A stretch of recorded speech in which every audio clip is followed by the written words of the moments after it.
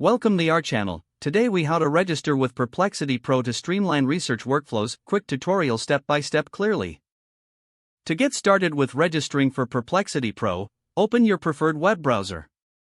Navigate to the Perplexity Pro website. On the home page, locate the Sign Up button in the top right corner.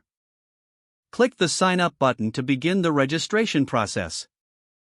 You will be directed to a registration form. First, enter your email address in the designated field. Choose a strong password to enhance your account security. Re-enter your password in the confirmation field to ensure consistency. Once you have filled in your details, review the terms and conditions carefully. If you agree with the terms, check the box to confirm. Click on the Create Account button to proceed. You will receive a confirmation email shortly after.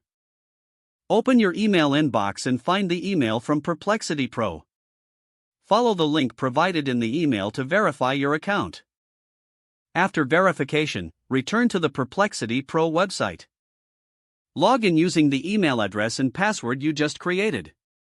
Once logged in, familiarize yourself with the dashboard. Explore the various features available to streamline your research workflows. Congratulations, you are now registered with Perplexity Pro and ready to enhance your research efficiency. If the page does not load, refresh the browser or try again in a private or incognito window. Make sure you are using the correct email address, then retype it carefully to avoid small typos. If your password is not accepted, use the reset option and create a new strong password you can remember. Check your spam folder for verification or security emails, then complete any requested confirmation steps. Enable two-factor authentication if available to improve account security and reduce unauthorized access risk. After signing in, review your profile details so your contact information and settings are accurate and current. If you see an error message, note it down and try again after restarting your device and internet connection.